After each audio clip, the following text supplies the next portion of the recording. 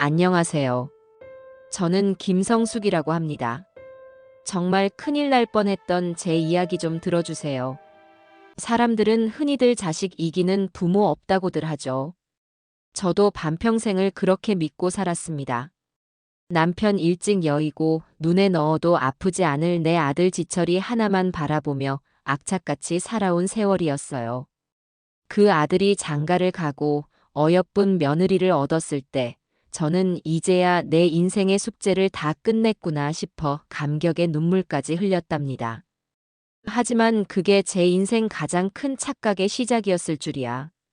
모든 비극은 바로 그 며느리 오민정의 손안에서 시작되고 있었습니다. 제 며느리 오민정은 참 반듯한 아이였어요. 적어도 겉보기에는 그랬습니다. 누구에게나 상냥하고 애교도 많았죠. 아들 지철이는 그런 민정이에게 푹 빠져서는 엄마, 나 민정이 없으면 못 살아라는 닭살 돋는 소리까지 해댔으니까요. 저 역시 그런 며느리가 싫지 않았습니다. 요즘 젊은 애들 같지 않게 싹싹하고 제게도 깍듯하게 구는 모습이 참 예뻐 보였어요. 하지만 딱 거기까지였습니다. 결혼 생활이 1년, 2년 차에 접어들면서 저는 민정이의 다른 얼굴을 조금씩 보게 되었습니다. 그 애의 진짜 얼굴은 현실이 아닌 네모난 스마트폰 화면 속에 있었어요. 민정이의 SNS는 온통 번쩍이는 명품들로 도배되어 있었습니다. 오늘은 시사 가방, 내일은 아사 시계, 모레는 비사 트렌치 코트. 사진 속에서 민정이는 세상 가장 행복한 사람처럼 웃고 있었죠. 배경은 늘 고급 레스토랑 아니면 해외의 유명 관광지였고요. 저는 도무지 이해할 수가 없었습니다. 제 아들 지철이는 평범한 중소기업 대리입니다.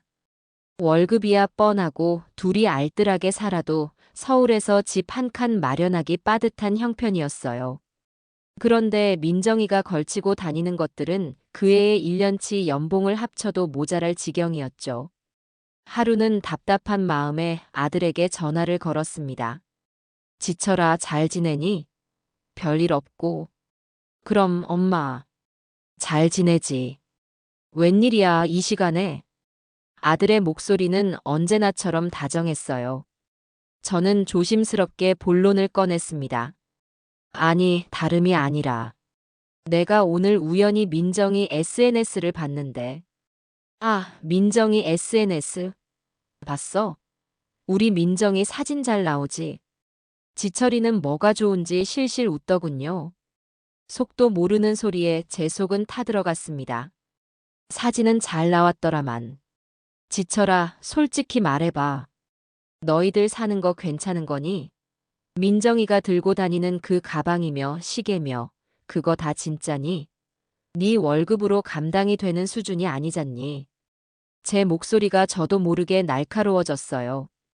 그러자 아들의 목소리도 조금 가라앉더군요.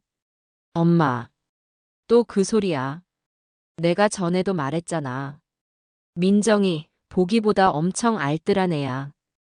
그리고 요즘은 온라인 마케팅 부업도 시작해서 돈도 꽤 잘 번다고. 엄마가 생각하는 그런 거 아니니까 걱정하지 마. 온라인 마케팅 부업. 그럴듯한 말이었지만 제 귀에는 조금도 믿기지 않았습니다. 어떤 부업을 해야 수백, 수천만 원짜리 명품을 매달 사들일 수 있단 말인가요?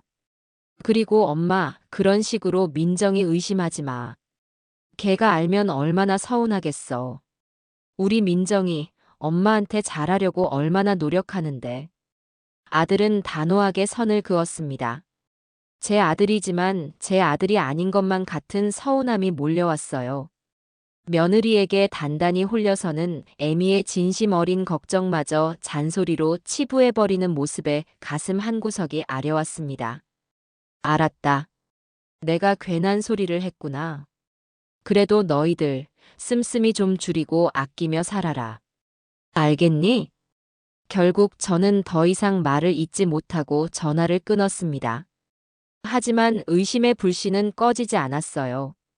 오히려 더 활활 타오르기 시작했죠. 저는 결심했습니다. 내 눈으로 직접 확인해야겠다고요. 며칠 뒤 저는 손수 담근 밑반찬 몇 가지를 바리바리 싸들고는 예고 없이 아들 내외의 집으로 향했습니다. 초인종을 누르자 한참 만에 문이 열렸어요. 화려한 실크 잠옷 차림의 민정이가 의아한 표정으로 저를 올려다보더군요. 어머니, 이 시간에 무슨 일이세요? 연락도 없이. 목소리에는 가시가 돋쳐 있었습니다. 하지만 표정만은 억지 미소를 짓고 있었죠. 그 가증스러운 모습에 화가 치밀었지만 저는 애써 태어난 척 웃어 보였습니다. 우리 아들, 며느리 맛있는 거라도 해 먹이고 싶어서 왔지. 밥은 먹었니? 아, 네. 방금 시켜 먹었어요. 민정이는 몸을 비키며 마지못해 저를 안으로 들였습니다. 집안은 겉보기에는 깔끔했어요. 하지만 제 눈은 다른 곳을 향하고 있었습니다. 거실 복도 끝, 유독 문 하나가 굳게 닫혀 있었어요. 평소에는 열려있던 방문이었는데 말이죠. 민정아, 저 방은 왜 저렇게 닫아놨니? 손님이라도 와 있나? 아, 저기요? 아니에요, 어머니. 거긴 그냥 창고인데 요즘 제가 쓰는 작업 공간이라 좀 지저분해서요. 보시면 놀라실까봐. 민정이는 손사래를 치며 웃었지만 그 눈빛은 불안하게 흔들리고 있었습니다. 작업 공간이라.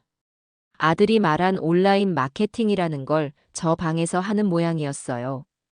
저는 더 캐묻지 않고 고개를 끄덕였습니다. 하지만 제 마음속 의심은 확신으로 변해가고 있었죠. 저 방 안에 모든 비밀이 숨겨져 있다는 것을요. 그날 이후 저는 며느리의 일거수일투족을 더욱 유심히 살피기 시작했습니다. 그러던 어느 날 결정적인 사건이 터지고 말았어요. 민정이에게서 전화가 걸려온 겁니다. 평소 용건 없이는 절대 먼저 전화하는 법이 없는 아이였기에 저는 불길한 예감에 휩싸였습니다. 여보세요? 어머니, 저 민정이에요. 목소리가 평소와는 다르게 무척이나 다급해 보였어요. 그래, 민정아. 무슨 일이니? 다름이 아니라 어머니. 제가 급하게 처리할 일이 생겼는데 현금이 똑 떨어져서요. 혹시 100만 원만 빌려주실 수 있을까요? 내일 바로 갚아드릴게요. 100만 원. 적지 않은 돈이었지만 그보다 제 귀에 꽂힌 것은 그 다음 말이었습니다. 어디다 쓰려고 그러는데? 무슨 급한 일이길래? 아, 그게. 제가 해외에서 물건을 좀 들여왔는데 관세를 내야 해서요. 오늘까지 안 내면 가상금이 붙는다고 해서요. 관세. 그 말을 듣는 순간 제 머릿속에서 모든 퍼즐 조각이 맞춰지는 기분이었습니다. 온라인 마케팅을 한다는 애가 왜 관세를 낸단 말인가? 그건 물건을 직접 수입하는 사람들이나 내는 세금이었어요. 해외에서 물건을 들여와. 너 혹시 장사하니? 아니, 장사는 아니고요. 그냥 아시잖아요. 제 일 때문에 필요한 것들이라서요. 아무튼 그래서 돈 좀 빌려주실 수 있냐고요. 민정이는 짜증 섞인 목소리로 제 말을 잘랐습니다. 자신의 거짓말이 들통날까봐 초조해하는 기색이 역력했죠. 저는 차갑게 마음을 굳혔습니다. 이 아이의 버르장머리를 이번 기회에 단단히 고쳐놓아야겠다고요. 미안하다, 민정아. 나도 지금은 수중에 가진 돈이 없구나. 어쩌지? 제 대답에 며느리는 잠시 말이 없었습니다. 수화기 너머로 거친 숨소리만 들려왔죠. 잠시 후 그녀의 입에서 싸늘한 목소리가 흘러나왔습니다. 아, 됐어요, 그럼. 괜히 전화했네. 딸깍. 며느리는 제 대답이 끝나기도 전에 전화를 끊어버렸습니다. 예의라고는 눈곱만큼도 찾아볼 수 없는 태도였죠. 저는 뚜뚜거리는 수화기를 든 채 한참을 서 있었습니다. 분노와 함께 서늘한 배신감이 온몸을 휘감았습니다. 이제 모든 것이 명확해졌어요. 며느리 오민정은 단순한 허영덩어리가 아니었습니다. 저와 아들을 속이고 뒤로는 무언가 거대한 일을 꾸미고 있는 게 틀림없었어요. 그리고 그 비밀의 열쇠는 바로 그 굳게 닫힌 작은 방 안에 있었습니다. 저는 더 이상 망설이지 않았습니다. 진실을 마주하기로 결심했어요. 설령 그 진실이 제 가슴에 칼을 꽂는 한이 있더라도 저는 모든 것을 제 눈으로 확인해야만 했습니다. 그날 이후 저는 조용히 칼을 갈기 시작했습니다. 며느리의 가면을 벗겨낼 그날을 기다리면서요. 폭풍전야의 고요함처럼 제 마음은 차갑고도 단단하게 굳어가고 있었습니다. 그 관세 전화는 제 마음속에서 위태롭게 타고 있던 작은 불씨에 기름을 부은 격이었습니다. 그깟 돈 100만 원이 문제가 아니었어요. 며느리라는 아이가 저와 제 아들을 얼마나 우습게 보고 있는지, 가족이라는 관계를 자신의 탐욕을 채우기 위한 수단으로 얼마나 교묘하게 이용하고 있는지를 적나라하게 확인시켜준 사건이었습니다. 더 이상은 안 됩니다. 저 요물 같은 아이의 거짓말과 그의 놀아나는 어리석은 내 아들을 이대로 지켜보고만 있을 수는 없었어요. 이 지옥 같은 연극의 막을 이제는 제 손으로 직접 내려야만 했습니다. 그날 이후 며칠 동안 저는 밤잠을 설쳤습니다. 천장을 보고 누우면 며느리의 가증스러운 목소리가 귓가에 맴돌았고, 눈을 감으면 번쩍이는 명품들을 휘감고 웃는 그 아이의 얼굴이 어른거렸습니다. 분노와 무력감이 파도처럼 밀려와 저를 칩거하게 만들었죠. 이러다가는 제가 먼저 말라 죽겠다 싶었습니다. 마침 동네 친구인 경자에게서 연락이 왔어요.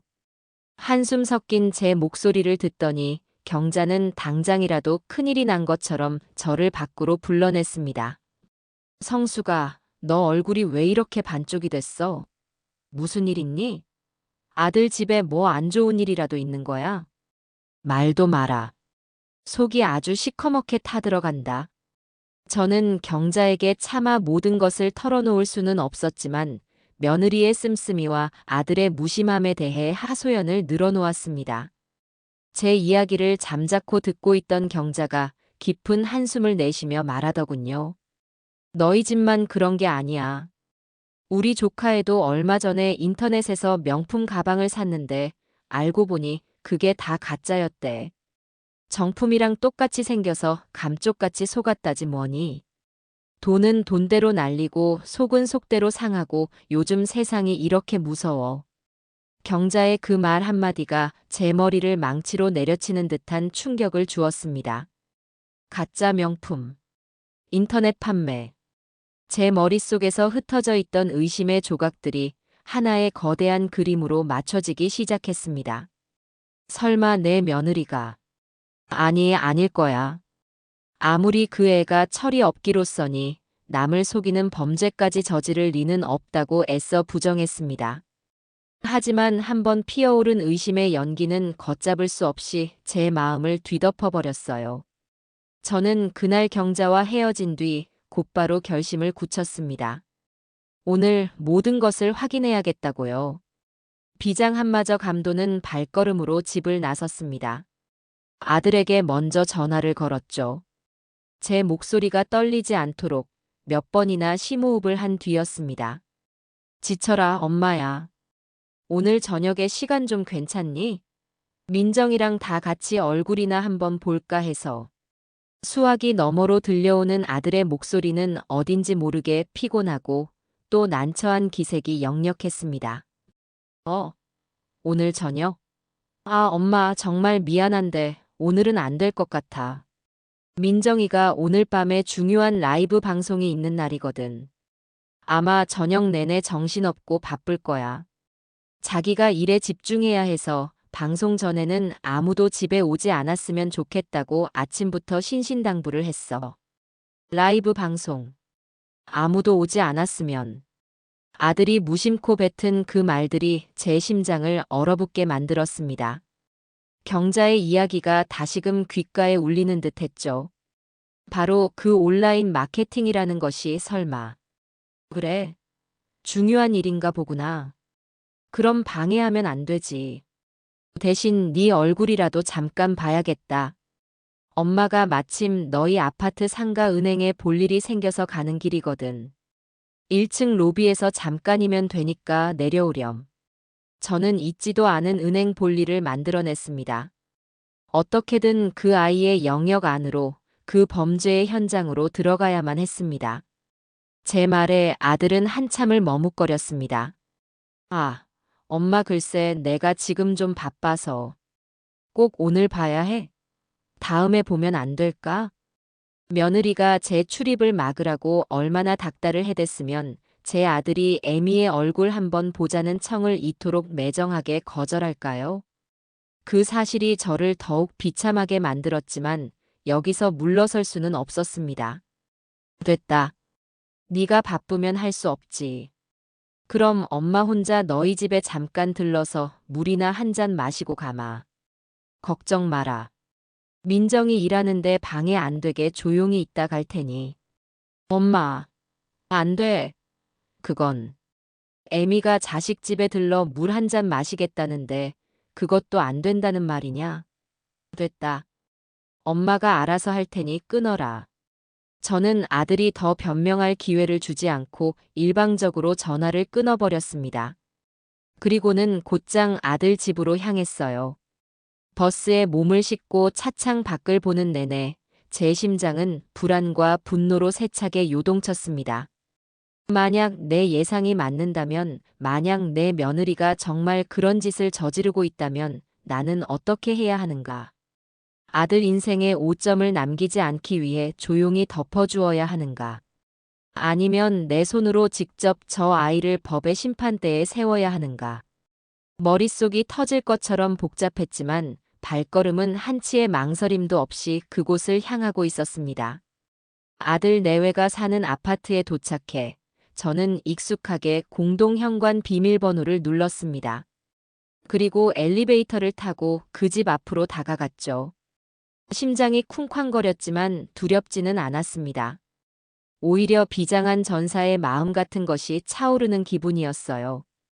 저는 결혼할 때 비상용으로 줬던 현관문 비밀번호를 하나씩 힘주어 눌렀습니다. 삐비비빅. 짧은 기계음과 함께 굳게 닫혔던 문이 열렸습니다. 집안은 예상대로 정막이 감돌았습니다. 저는 소리가 나지 않도록 조심스럽게 신발을 벗고 안으로 들어섰어요. 그리고 곧장 복도 끝으로 향했습니다. 역시나 그 문제의 작은 방 문틈으로만 환한 조명빛이 흘러나오고 있었어요. 며느리의 목소리도 들려왔습니다. 마치 다른 사람인 양 한껏 교태 섞인 목소리로 무언가를 열심히 설명하고 있었죠. 저는 고양이처럼 발소리를 죽여 그 방문 앞으로 다가갔습니다. 문고리를 잡자 차갑고 단단한 감촉이 제 결심을 더욱 굳건하게 만들어주는 것 같았어요. 숨을 한번 길게 고른 뒤 저는 1mm씩 문을 연다는 느낌으로 아주 천천히 문을 열기 시작했습니다. 시야가 조금씩 확보될수록 방 안에 믿을 수 없는 광경이 제 망막 위로 파노라마처럼 펼쳐졌습니다. 그리고 저는 그 순간 제 인생 처음으로 온몸에 피가 역류하는 듯한 충격에 휩싸여 그 자리에 얼어붙고 말았습니다. 머릿속이 하얗게 비어버리고 온몸의 감각이 사라지는 듯한 기분이었습니다. 그 작은 방은 방이 아니었어요. 거대한 범죄의 소굴이자 인간의 탐욕이 응축된 지옥의 아가리였습니다. 한쪽 벽면을 가득 채운 시스템 선반에는 눈이 부실 정도로 화려한 명품 가방들이 마치 박물관의 유물처럼 줄지어 전시되어 있었습니다. 다른 쪽 유리 장식장 안에는 금빛, 은빛으로 번쩍이는 시계와 목걸이, 귀걸이들이 현란한 빛을 뿜어내고 있었죠. 하지만 그 모든 것은 정교하게 만들어진 가짜에 불과했습니다. 제 눈을 속일 수는 없었어요. 제가 그걸 어떻게 단번에 알 수 있었냐고요?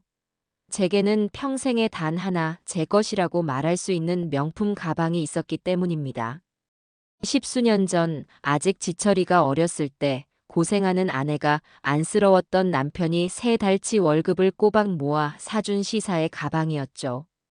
남편이 세상을 떠난 뒤 저는 그 가방을 보물처럼 여기며 장롱 깊숙한 곳에 고이 모셔두었습니다. 가끔씩 꺼내보며 남편을 추억하는 것이 제 유일한 사치였어요. 그래서 저는 압니다. 진짜 명품이 어떤 것인지를요. 진짜는 조용하지만 깊은 아우라를 풍깁니다. 오랜 세월을 거쳐 완성된 장인의 혼이 깃들어 있죠. 가죽의 부드러운 감촉, 빛을 은은하게 반사하는 금속 장식, 그리고 한치의 오차도 없이 완벽한 바느질까지. 하지만 지금 제 눈앞에 있는 저것들은 그저 흉내만 낸 껍데기에 불과했습니다. 민정이가 지금 손에 들고 있는 시사 가방만 해도 그랬어요. 진짜라면 특유의 다이아몬드 퀼팅이 봉긋하게 살아있어야 하지만 저건 그냥 평평하게 눌려있을 뿐이었죠. 금속 체인의 색깔도 진짜 금의 깊은 색이 아닌 가볍고 번쩍이기만 하는 도금의 색이었습니다. 저는 고개를 돌려 다른 선반을 보았습니다. 엘사의 유명한 모노그램 패턴 가방들. 하지만 저 패턴은 미세하게 로고의 위치가 어긋나 있었고 인조 가죽 특유의 역한 화학 약품 냄새가 문틈을 넘어 제 코끝까지 스며드는 것 같았어요. 민정이는 그 조잡한 가짜를 보물처럼 치켜들고 카메라를 향해 온갖 교태를 부리고 있었습니다. 우리 언니들, 오늘 제가 준비한 거 대박이죠? 이게 바로 그 유명한 클래식 라인이잖아요. 요즘은 매장에 가도 웨이팅만 몇 년이라고요. 근데 제가 우리 VVIP 언니들을 위해서 파리 현지 매니저랑 특별히 연락해서 딱 3점만 몰래 빼돌려 온 거라니까요. 이건 돈이 있어도 못 구하는 거예요. 오늘 이 방송 보신 언니들은 정말 행운아인 거죠. 그 뻔뻔하고 능숙한 거짓말에 헛웃음이 터져 나왔습니다. 저 가증스러운 연기에 속아 지금 얼마나 많은 사람들이 스마트폰 앞에서 자신의 지갑을 열고 있을까요? 딱 3점이라는 말에 초조해하며 서둘러 입금 버튼을 누르고 있을 그 순진한 사람들의 얼굴이 눈앞에 어른거렸습니다.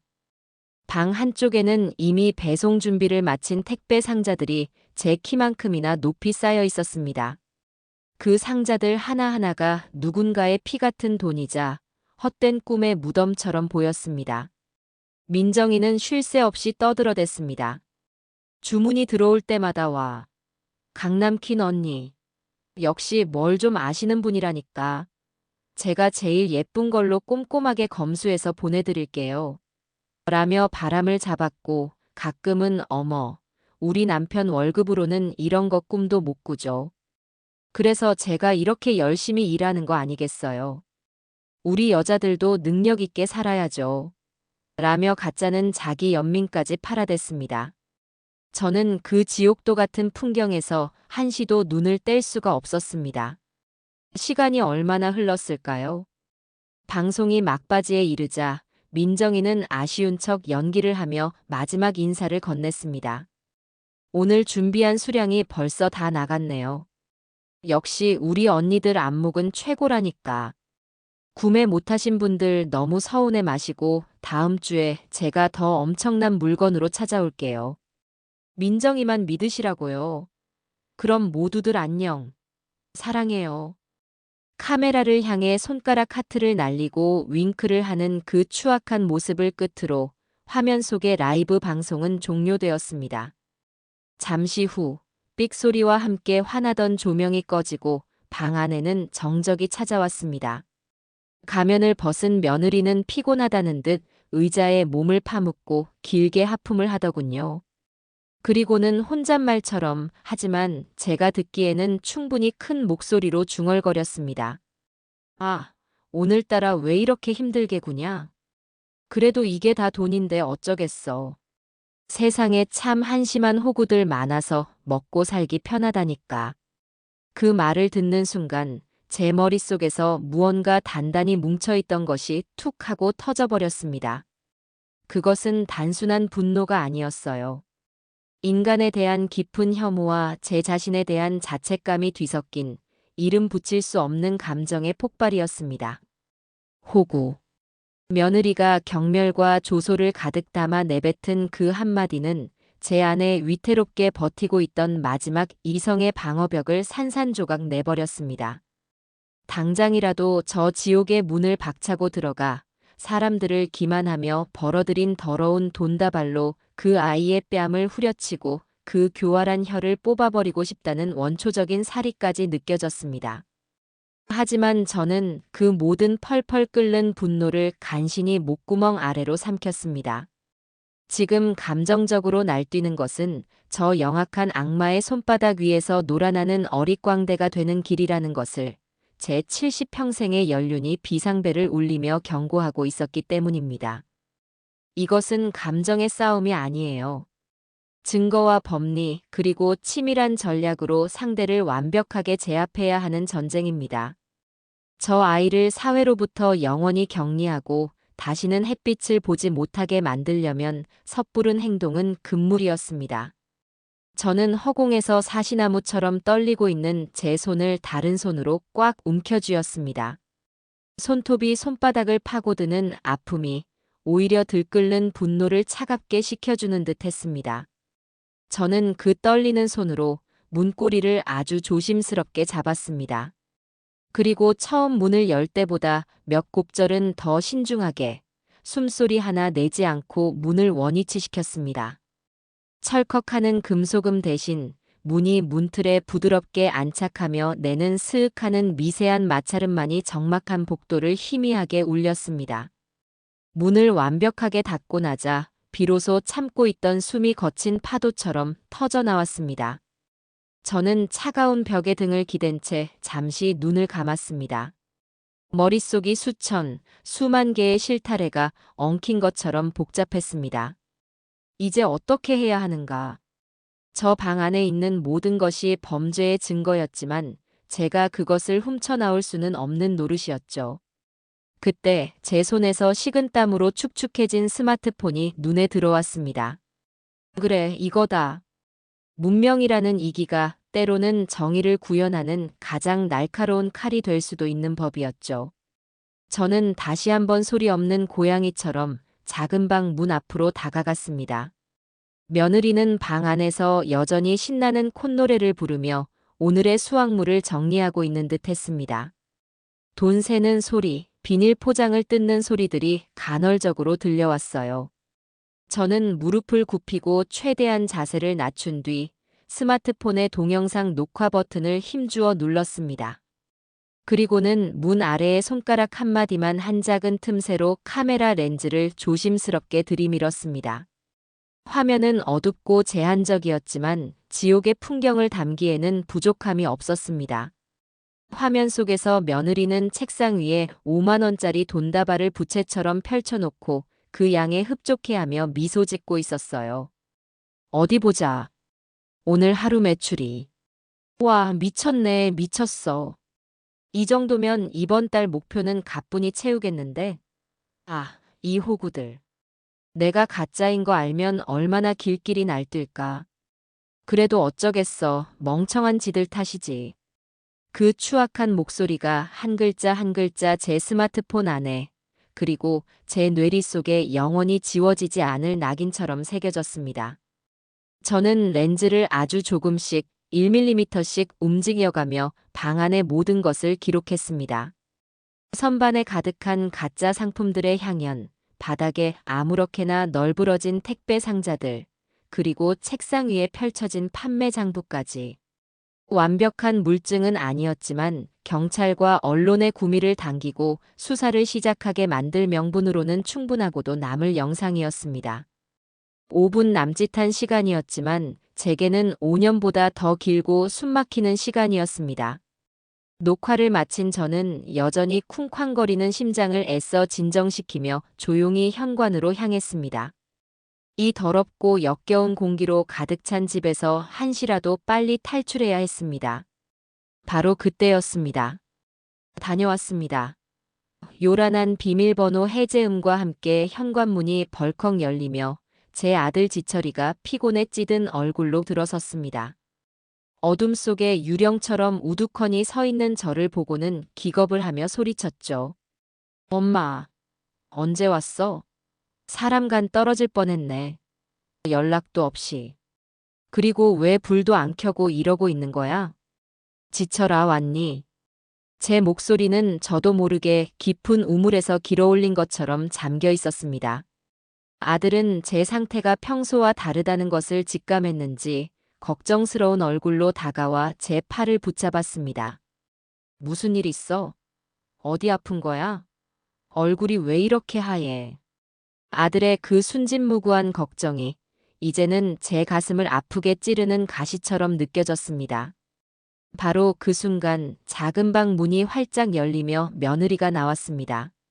저와 아들을 보고는 순간적으로 표정이 싸늘하게 굳었지만 이내 훈련된 배우처럼 다정한 미소를 얼굴에 걸쳤죠. 어머님 오셨어요? 진작 말씀하시지 그러셨어요. 아이고 지철 씨. 어머니 오셨으면 불부터 좀 환하게 켜드리지 않고 뭐 했어. 우리 어머니 놀라셨겠다. 아들은 멋쩍게 웃으며 거실 불을 켰습니다. 환한 불빛 아래 며느리의 얼굴은 방금 씻고 나온 듯 뽀얗고 해맑아 보였어요. 방금 전까지 온갖 추악한 욕심과 경멸을 쏟아내며 돈다발을 세던 악마의 모습은 온데간데 없었습니다.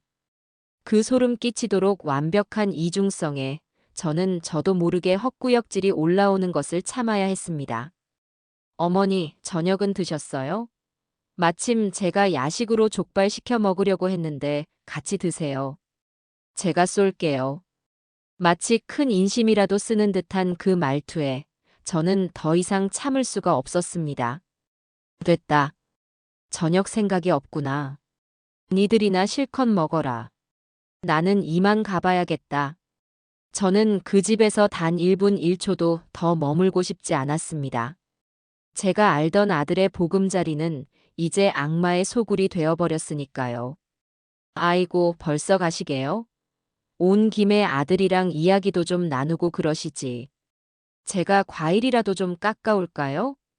며느리는 저를 붙잡는 신용을 했지만 그 눈은 제발 좀 빨리 꺼져라고 비명을 지르고 있었습니다. 아니다. 너희들 오붓한 시간 보내거라. 지쳐라. 엄마 데려다 주지 않아도 된다. 혼자 갈 수 있으니 너는 어서 가서 피곤한 몸 좀 쉬어라. 저는 아들의 만류를 뿌리치고 서둘러 집을 나섰습니다. 아파트 복도를 걸어 나오면서도 등 뒤에서 저를 비웃고 있을 며느리의 얼굴과 아무것도 모른 채 그 옆에서 웃고 있을 아들의 얼굴이 교차로 어른거려 치가 떨렸어요.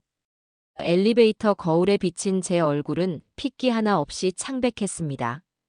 하지만 제 눈빛은 그 어느 때보다 차갑고도 단단하게 빛나고 있었죠. 오민정, 네 인생은 이제 끝났어. 내가 그렇게 만들 거니까.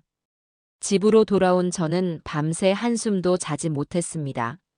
낮에 녹화한 동영상을 수십 번도 더 돌려보며 앞으로의 계획을 세웠죠. 감정에 휘둘려서는 안 된다. 철저하게, 빈틈없이, 그리고 합법적으로 저 아이를 무너뜨려야 한다. 그러기 위해서는 더 확실한 증거가 필요했어요.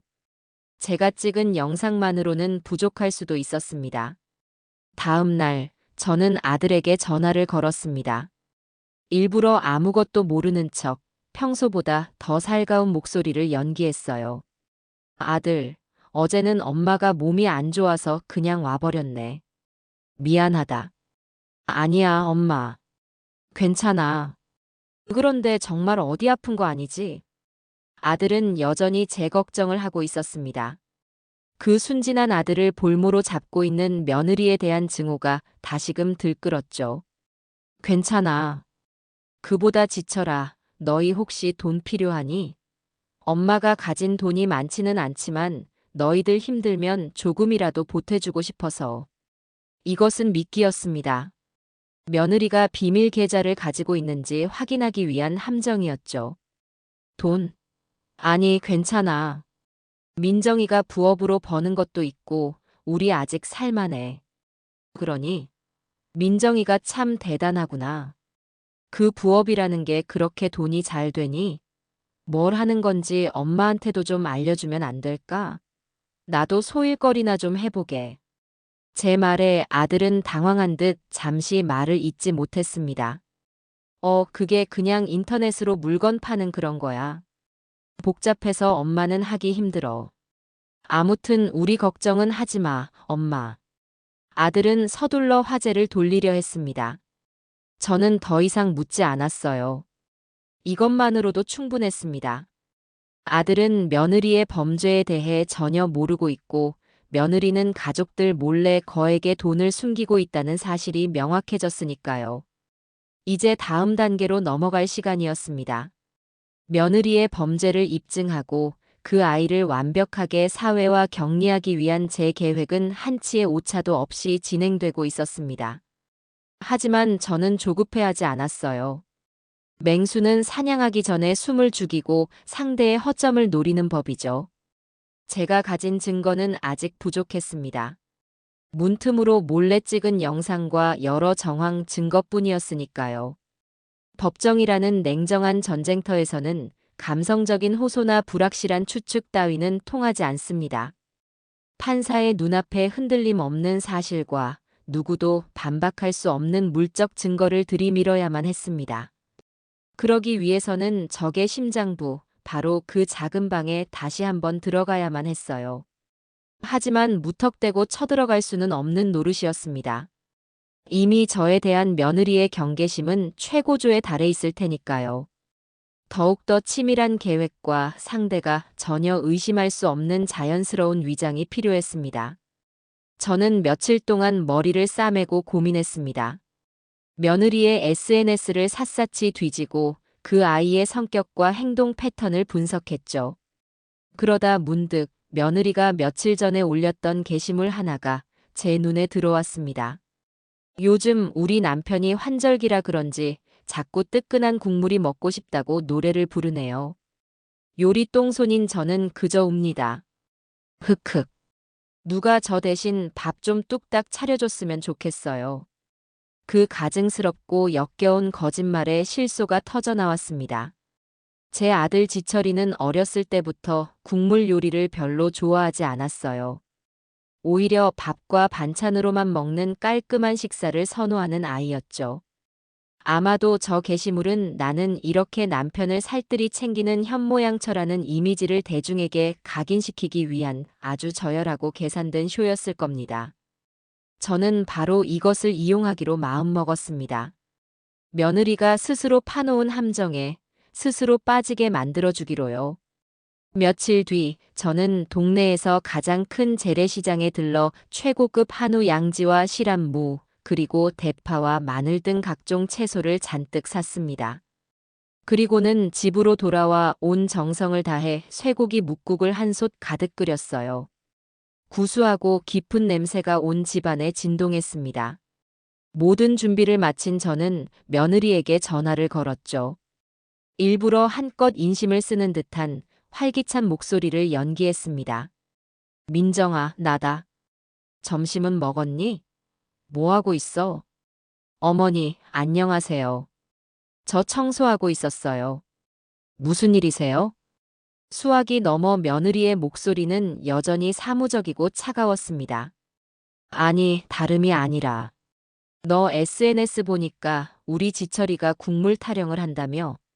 그거 보고 내가 내내 마음에 걸려서 말이야. 그래서 내가 오늘 아침부터 시장 가서 좋은 고기 사다가 쇠고기 묵국을 한 솥 끓였다. 너희 집에 좀 갖다 주려고. 제 말에 며느리는 잠시 말이 없었습니다. 제가 또 무슨 꿍꿍이로 집에 오려는지 그 작은 머리를 필사적으로 굴리고 있는 것이겠죠. 아, 정말요? 아이고, 어머니. 안 그러셔도 되는데. 저희 그냥 배달시켜 먹으면 돼요. 괜찮아요. 무슨 소리냐? 세상에 집밥보다 좋은 보약이 어디 있다고. 마침 나도 오늘 시간이 좀 비어서 그러니 이왕 가는 김에 너 요리하는 법도 좀 가르쳐주고 해야겠다. 너도 이제 어엿한 주부인데 국 하나 제대로 못 끓여서야 쓰겠니? 잔말 말고 금방 갈 테니 집이나 좀 치워놓고 기다리고 있어라.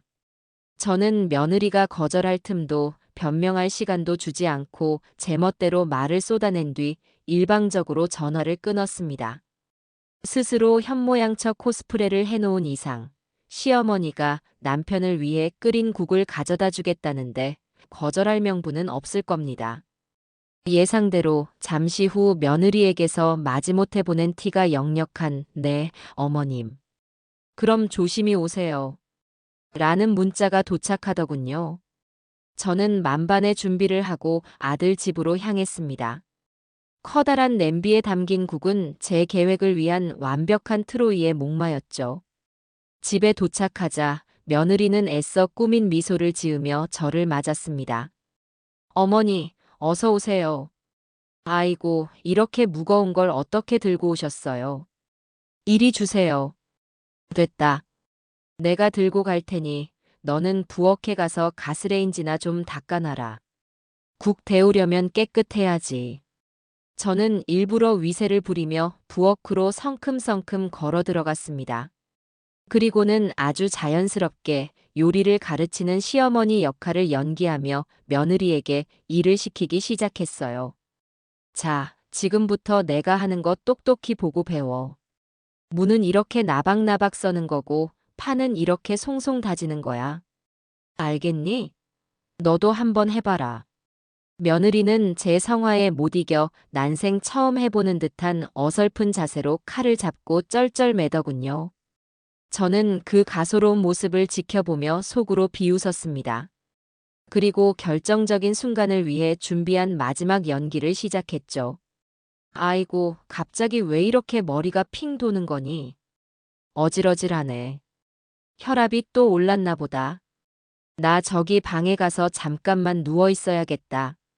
너 혼자 마저 할 수 있지? 국은 그냥 이 냄비째로 데우기만 하면 되니까 어렵지 않을 게다. 네. 아, 네 어머니. 괜찮으세요? 병원 가보셔야 하는 거 아니에요? 며느리는 제 실감 나는 연기에 완전히 속아 넘어간 듯 진심으로 걱정하는 표정을 지었습니다. 저는 그 틈을 놓치지 않고 비틀거리는 척하며 복도를 걸어갔습니다. 제 목표는 당연히 안방이 아니었어요. 바로 그 범죄의 소굴, 작은 방이었죠. 다행히 오늘은 문이 잠겨 있지 않았습니다. 제가 온다는 소식에 미처 거기까지 신경 쓸 경황이 없었던 모양이에요. 작은 방 문을 열고 들어선 순간 저는 재빨리 안에서 문을 잠갔습니다. 제게 주어진 시간은 많지 않았어요. 1분 1초가 급했습니다. 저는 떨리는 손으로 휴대폰을 꺼내 방 안의 모든 것을 미친 듯이 그리고 체계적으로 찍기 시작했습니다.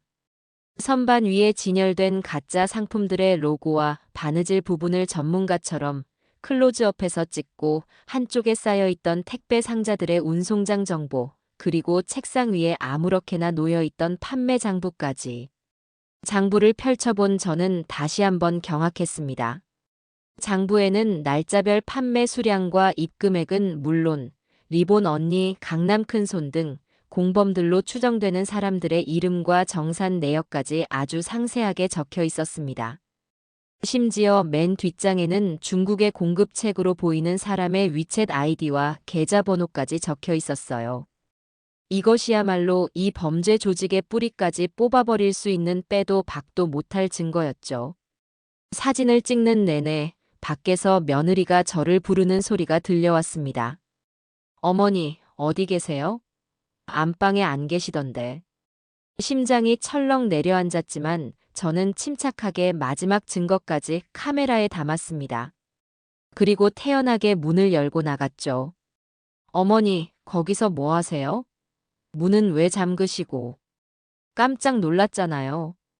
방문을 열자마자 저를 발견한 며느리가 의심 가득한 눈초리로 저를 쏘아붙였습니다. 아, 내가 방을 헷갈렸나 보구나. 하도 어지러워서 안방인 줄 알고 들어갔는데 문이 저절로 잠겼나 봐. 나도 안에서 문이 안 열려서 애먹었다. 국은 다 데웠니? 저는 아무것도 모르는 사람처럼 천연덕스럽게 거짓말을 했습니다. 며느리는 여전히 의심스러운 눈초리로 저를 쳐다봤지만 제가 아프다는 핑계를 대고 있었기에 더는 강하게 추궁하지 못하더군요. 그날 저는 며느리가 차려준 쇠고기 묵국을 세상에서 가장 맛있는 음식인 양 아주 맛있게 먹고 집을 나섰습니다. 물론 그 국은 제가 끓인 것이었지만요. 집으로 돌아오는 길, 제 휴대폰 속에 담긴 수백 장의 사진들이 천군만마처럼 든든하게 느껴졌습니다. 이제 모든 증거는 차고 넘칠 만큼 모였습니다.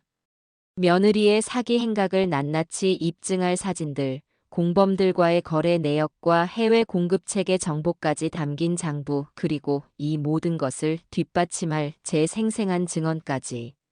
저는 그날 밤 잠을 자는 대신 가장 유능해 보이는 변호사 사무실 여러 곳의 홈페이지를 뒤져 상담 예약을 잡았습니다. 그리고 다음 날 아침 동이 트자마자 일찌감치 경찰서로 향했죠.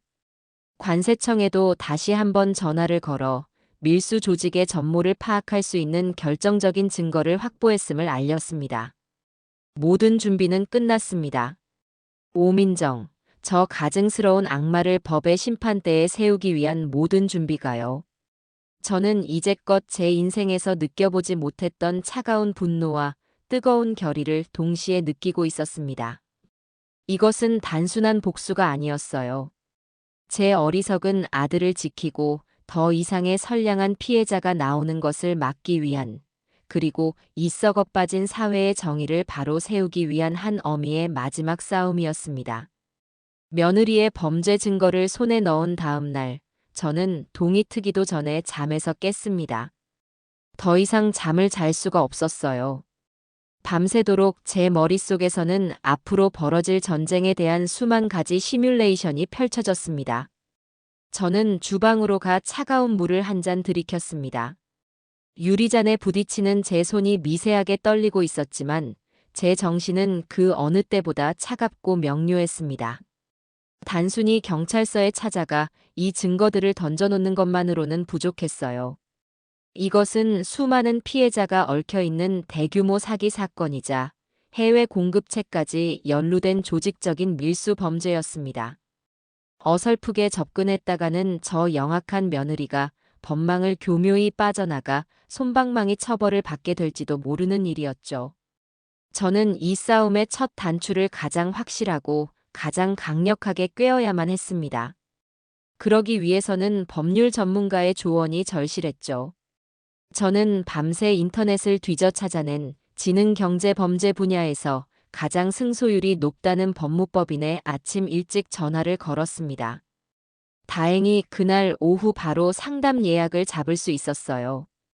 저는 제 휴대폰에 담긴 모든 증거 자료들을 노트북으로 옮기고 시간 순서대로 일목요연하게 정리했습니다. 며느리의 SNS 게시물 캡처, 문제의 관세 통화 녹음 파일, 작은 방에서 촬영한 동영상과 수백 장의 사진들, 그리고 판매 장부의 모든 페이지까지. 저는 스스로가 사냥감이 아닌 사냥꾼이 되어야 한다고 다짐했습니다. 오후가 되어 찾아간 변호사 사무실은 웅장하고 위압적인 분위기를 풍겼습니다. 잠시 주눅이 들었지만 저는 허리를 꼿꼿이 세우고 상담실로 들어섰죠. 저를 맞이한 것은 날카로운 눈매의 중년 변호사였습니다. 그는 간단한 자기소개를 마친 뒤 제게 어떤 일로 찾아왔는지 물었습니다. 저는 떨지 않고 지난 몇 달간 있었던 모든 일들을 시간 순서대로 담담하게 설명하기 시작했습니다. 며느리의 과시적인 SNS 생활부터 제 의심이 시작된 계기, 그리고 2번에 걸친 잠입으로 증거를 확보하기까지의 과정을요. 제 이야기가 길어질수록 처음에는 서류를 뒤적이던 변호사의 눈빛이 점점 더 날카로워졌습니다. 그는 제 말을 단 한마디도 끊지 않고 모든 것을 경청했습니다. 설명을 마친 뒤 저는 제가 정리해온 증거 자료들을 노트북으로 보여주었습니다. 변호사는 마우스를 클릭하며 사진 하나하나, 동영상 한 편 한 편을 꼼꼼하게 확인했습니다. 특히 판매 장부가 찍힌 사진을 볼 때는 그의 입에서 나지막한 감탄사까지 터져나왔죠. 어머님, 이건 정말 대단하십니다. 한참 동안 자료를 검토하던 변호사가 안경을 벗어 책상에 내려놓으며 말했습니다. 솔직히 처음에는 일반적인 고부 갈등으로 인한 과장된 신고일 수도 있겠다고 생각했습니다.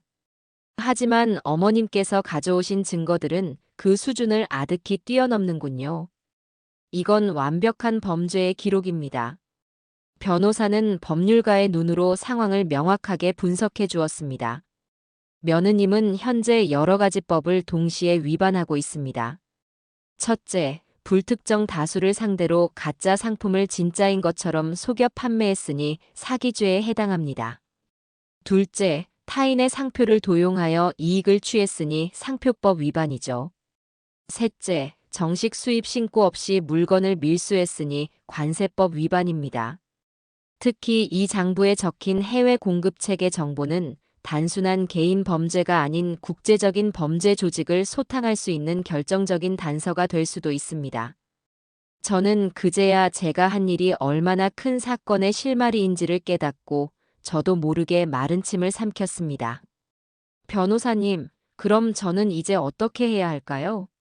저 아이를 가장 확실하게, 그리고 가장 무겁게 처벌하려면 어떻게 해야 합니까?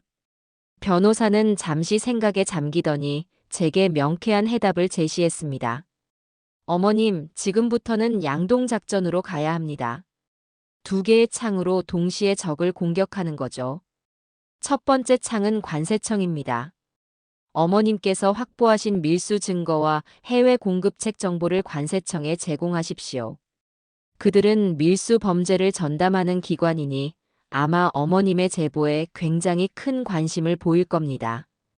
두 번째 창은 경찰입니다. 경찰서의 지능범죄수사팀이나 사이버 수사팀을 찾아가 며느님을 사기죄로 정식 고소하십시오. 수많은 피해자들의 존재를 강조해야 합니다. 그는 제게 고소장 작성 요령과 각 기관에 어떤 식으로 접근해야 하는지를 상세하게 알려주었습니다. 그의 조언은 제 머릿속에 뒤엉켜 있던 계획들을 한 줄로 꿰어주는 명쾌한 지침이 되었어요. 어머님은 정말 대단한 분이십니다. 보통 사람 같았으면 감정적으로 대응하다가 일을 그르치기 십상인데 이렇게까지 냉철하고 치밀하게 증거를 수집하셨다니. 이 싸움, 우리가 반드시 이깁니다. 변호사의 마지막 말은 제게 큰 용기를 주었습니다. 저는 그에게 정중히 감사 인사를 하고 사무실을 나섰습니다. 이제 더 이상 망설일 필요가 없었어요. 제 손에는 가장 날카로운 창과 가장 튼튼한 방패가 들려 있었습니다. 다음 날 아침, 저는 가장 먼저 관세청으로 향했습니다. 민원실이 아닌 밀수신고센터를 직접 찾아갔죠. 제 신분을 밝히고 대규모 가짜 명품 밀수 조직에 대한 제보를 하고 싶다고 말했습니다. 처음에는 저를 그저 평범한 민원인으로 대하던 직원의 눈빛이 제가 노트북을 열어 증거 사진들을 보여주자 순식간에 달라졌습니다. 그는 즉시 상급자를 호출했고 잠시 후 저는 조사과 사무실에서 정식으로 조사를 받게 되었습니다. 저는 조사관에게 변호사에게 했던 것과 똑같이 모든 사실을 상세하게 진술했습니다. 조사관은 제가 찍어온 장부 사진, 특히 해외 공급책의 위챗 아이디가 적힌 부분을 보고는 흥분을 감추지 못하더군요. 어머님, 이것은 저희가 몇 달 동안 추적하던 밀수 조직과 연관이 있을 가능성이 매우 높습니다. 정말 엄청난 제보를 해주셨습니다. 그들은 제보자인 제 신변을 철저히 보호해 줄 것을 약속했고 앞으로 저와 직접 소통할 수 있는 비상 연락망을 만들어 주었습니다. 관세청을 나오는 제 발걸음은 그 어느 때보다 가벼웠습니다. 첫 번째 창은 성공적으로 적의 심장을 향해 던져진 셈이었죠. 오후에는 곧바로 관할 경찰서로 향했습니다. 이번에는 지능범죄수사팀을 찾아갔어요. 저는 미리 작성해간 고소장을 제출하고 며느리의 사기 행각에 대해 진술했습니다. 수많은 피해자들의 존재와 그들이 입었을 금전적, 정신적 피해를 강력하게 호소했죠. 경찰 역시 제 증거 자료의 구체성에 놀라움을 표하며 즉시 사건을 접수하고 수사에 착수하겠다고 약속했습니다. 관세청과 경찰서, 두 개의 국가 권력기관이 이제 제 편이 되어 움직이기 시작했습니다. 그날 밤, 저는 오랜만에 깊은 잠을 잘 수 있었어요. 꿈속에서 저는 거대한 거미줄의 한가운데에 앉아 있었습니다. 그리고 제 며느리 오민정은 그 거미줄에 걸린 채 필사적으로 발버둥 치는 한 마리 나방에 불과했죠. 저는 조용히 그 나방의 숨통을 끊어놓을 그날을 기다리고 있었습니다. 덫은 완벽하게 놓였고 이제 사냥의 시간만이 남아 있었습니다. 그날 이후 제 일상은 폭풍전야의 고요함 그 자체였습니다. 저는 며느리와의 통화도 아들 집에 방문하는 것도 일절 끊었습니다. 대신 하루 종일 며느리의 SNS를 감시하며 그 애가 덫으로 걸어 들어올 결정적인 순간만을 기다리고 있었죠. 제 휴대폰은 이제 범죄 감시용 CCTV나 다름없었습니다. 며칠간의 시간이 흐르고 제 인내심이 바닥을 드러낼 무렵 드디어 기다리던 신호가 왔습니다. 며느리가 자신의 SNS에 화려한 예고 포스터 한 장을 올린 것이었죠. 여러분의 폭발적인 성원에 힘입어 민정이가 역대급 이벤트를 준비했습니다. 다음 주 금요일 저녁 9시.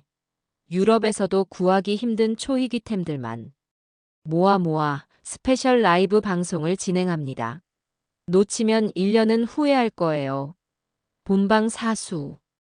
저는 그 포스터를 보는 순간 심장이 발끝까지 떨어졌다가 솟구치는 기분을 느꼈습니다. 다음 주 금요일 저녁 9시. 이것이 바로 제가 기다리던 결전의 날이었습니다. 저는 떨리는 손으로 휴대폰을 들어 관세청 조사관과 경찰서 형사에게 각각 전화를 걸었습니다. 김성숙입니다. 디데이가 정해졌습니다. 다음 주 금요일 저녁 9시입니다. 수화기 너머로 긴장감이 감도는 목소리들이 들려왔습니다. 그들은 제 정보에 감사를 표하며 당일 모든 인력을 총동원하여 완벽한 작전을 수행하겠다고 약속했습니다. 이제 주사위는 던져졌어요. 남은 일주일은 제게 지옥처럼 길고도 천국처럼 짜릿한 시간이었습니다. 결전의 날이 밝았습니다. 그날따라 하늘은 유난히 맑고 푸르더군요. 저는 아침부터 목욕 재개를 하고 가장 단정한 옷으로 갈아입었습니다. 오늘 저는 제 아들의 인생을 구원하고 한 악마를 심판하는 역사적인 순간의 증인이 될 테니까요.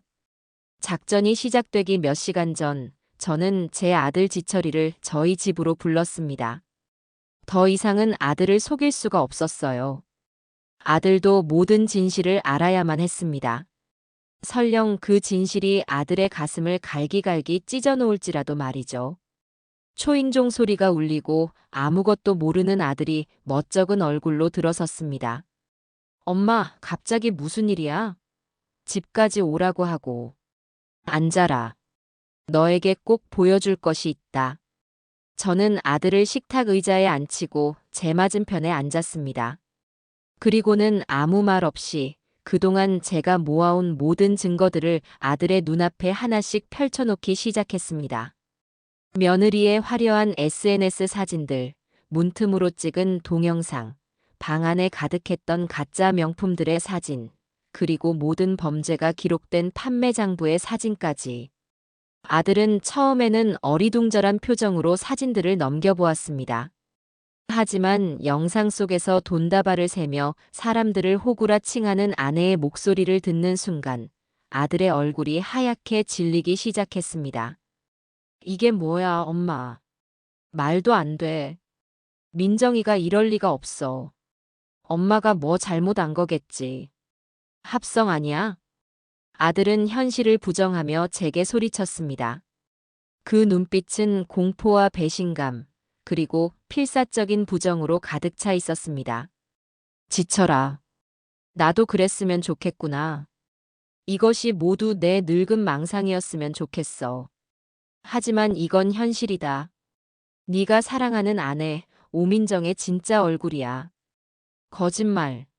엄마가 우리 민정이 질투해서 우리 사이 갈라놓으려고 이러는 거잖아. 내가 모를 줄 알아? 아들은 자리에서 벌떡 일어나 제게 삿대질을 하며 울부짖었습니다. 제 가슴도 미어졌지만 저는 눈 하나 깜짝하지 않았습니다. 지금 제 동정심이 아들을 더 큰 불행으로 밀어넣을 수도 있었으니까요. 그래. 정 못 믿겠으면 지금이라도 네 집으로 가보거라. 네 눈으로 직접 확인해. 지금 이 순간에도 네 아내는 그 작은 방 안에서 또 다른 사기극을 벌이고 있을 테니. 그리고 잠시 후면 경찰과 세관 직원들이 그 집을 덮칠 게다. 선택은 네 몫이다다 아들아. 이 애미의 말을 믿고 여기서 함께 현실을 마주할 것인지 아니면 끝까지 네 아내의 거짓말을 믿고 함께 파멸할 것인지.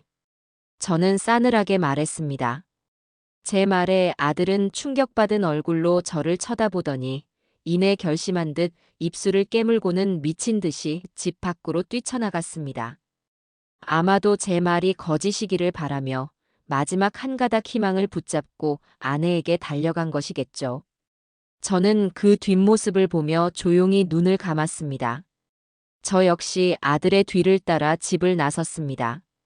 아들 내외가 사는 아파트 단지에 도착했을 때 저는 멀찍이 떨어진 곳에서 검은색 승합차 여러 대가 조용히 대기하고 있는 것을 볼 수 있었습니다. 약속된 시간이 되자 차에서 건장한 남자들이 쏟아져 나와 아파트 안으로 신속하게 진입하기 시작했어요. 저 역시 그들의 뒤를 따라 안으로 들어갔습니다. 아들 집 현관문 앞에는 망연자실한 표정의 지철이가 주저앉아 있었습니다. 아마도 문틈으로 새어나오는 아내의 라이브 방송 소리를 들은 모양이었죠. 제가 다가가 어깨를 두드리자 아들은 고개를 들어 저를 보았습니다. 그 눈에는 눈물이 가득 고여 있었습니다. 엄마 진짜였어. 바로 그 순간이었습니다. 관세청하고 경찰에서 나왔습니다. 문 여세요. 우렁찬 외침과 함께 수사관들이 순식간에 문을 강제로 개방하고 안으로 진입했습니다. 저와 아들도 그 뒤를 따라 들어갔죠. 거실을 지나 작은 방 문을 열자 그곳에는 우리가 상상했던 그대로의 광경이 펼쳐지고 있었습니다.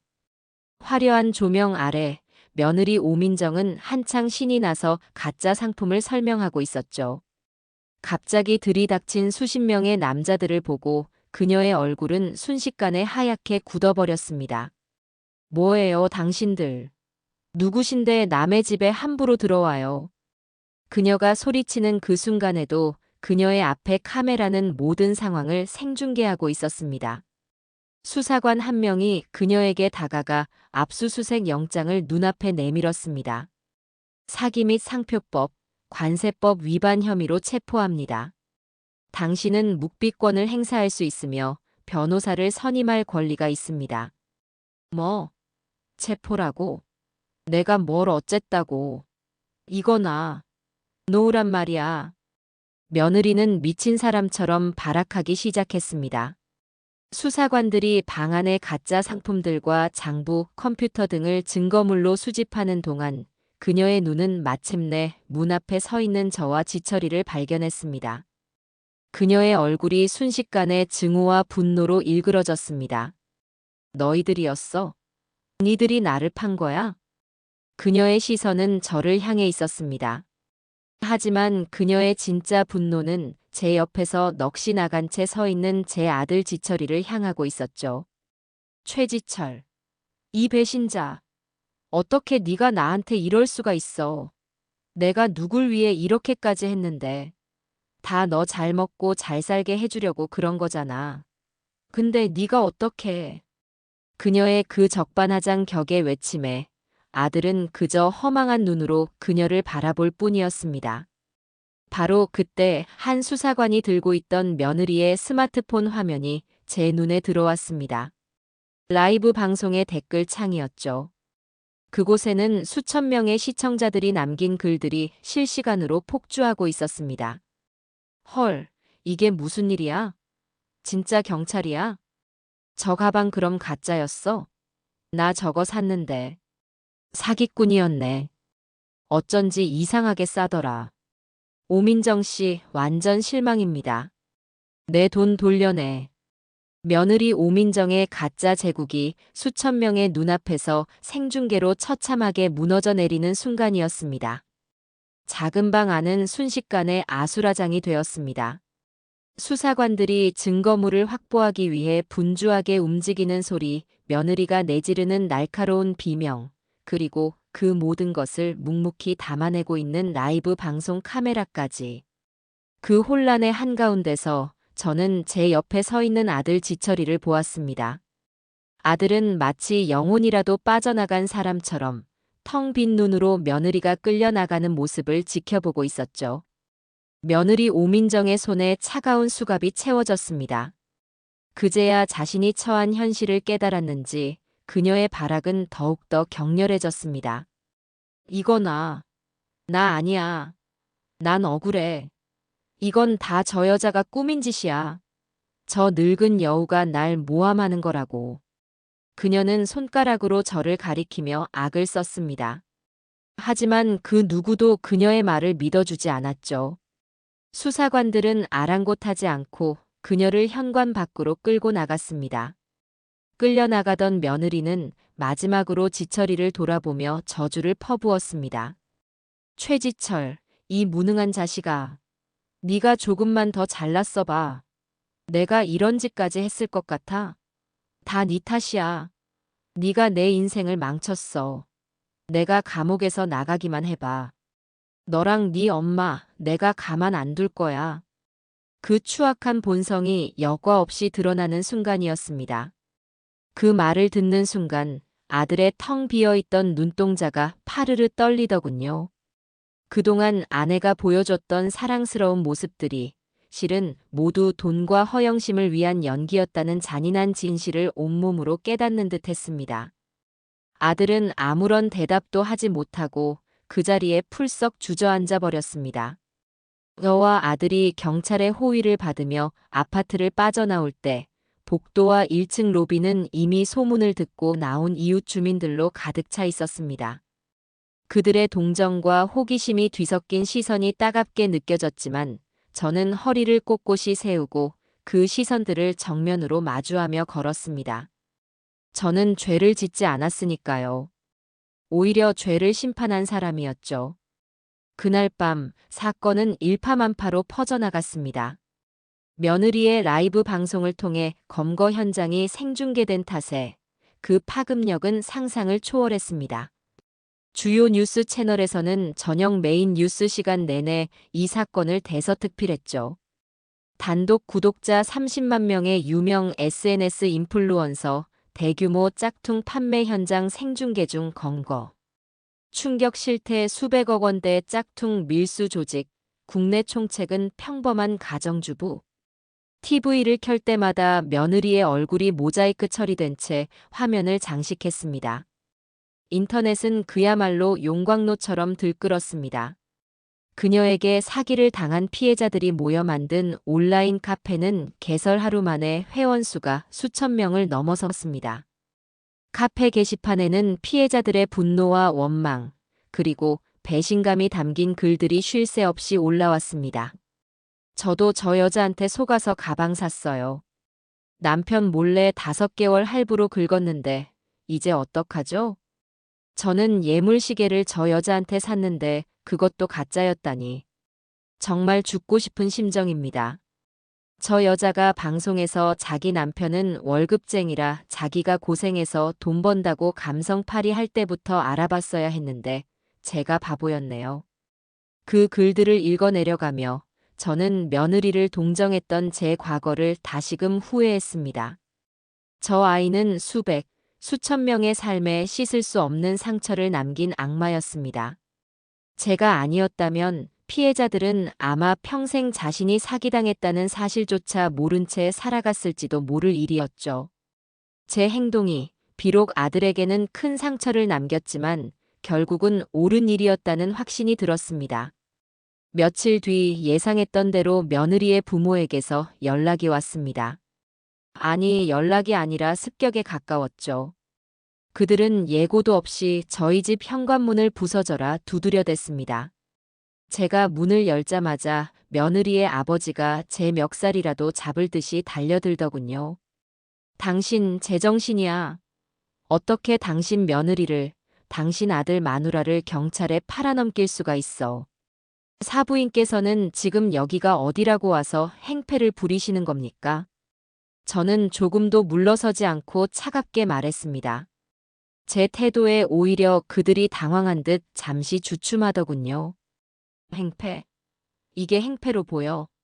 지금 누구 때문에 우리 집안이 풍비박산 나게 생겼는데 우리 민정이가 뭘 그렇게 잘못했다고. 요즘 젊은 애들 다 그렇게 사는 거 아니야? 좀 보태주고 감싸주지는 못할 망정. 앞길이 구만 리 같은 애를 감옥에 보내. 며느리의 어머니가 날카로운 목소리로 소리쳤습니다. 그 부모의 그 딸이라는 말이 조금도 틀리지 않았어요. 그들은 딸의 죄를 뉘우치기는커녕 모든 책임을 저와 제 아들에게 돌리고 있었습니다. 사돈어른 말씀 한번 잘하셨네요. 요즘 젊은 애들이 다 사기치고 밀수하고 남의 등쳐먹고 삽니까? 당신들 눈에는 당신들 딸만 자식이고 당신들 딸한테 피 같은 돈 사기당한 수백 명의 사람들은 사람으로 보이지도 않으시나 보죠? 그게 무슨 상관이야? 어쨌든 가족이잖아. 가족끼리는 흉도 덮어주고 그러는 거라고. 가족?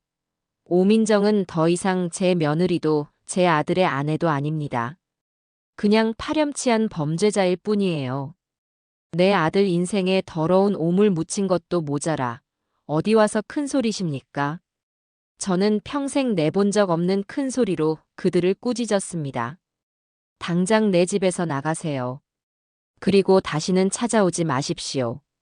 한 번만 더 찾아와서 행패 부리면 그때는 주거침입과 협박죄로 당신들까지 고소할 테니 그런 줄 아시고요. 당신들이 지금 해야 할 일은 여기 와서 소리 지르는 게 아니라 당신들 딸 때문에 인생을 망친 피해자들을 찾아가 무릎 꿇고 사죄하는 겁니다. 아시겠어요? 제 서슬 퍼런 기세에 사돈 내외는 아무 말도 못하고 입만 뻐끔거리다가 결국 욕설을 몇 마디 내뱉고는 도망치듯 돌아갔습니다. 저는 쿵 하고 현관문을 닫고는 그 자리에 한참을 서 있었습니다. 온몸의 기운이 다 빠져나가는 기분이었지만 마음 한구석은 후련했습니다. 이제 제 앞을 가로막는 것은 아무것도 없었어요. 저는 오직 법정에서 오민정이 가장 무거운 십자가를 지게 될 그날만을 기다리면 되는 것이었습니다.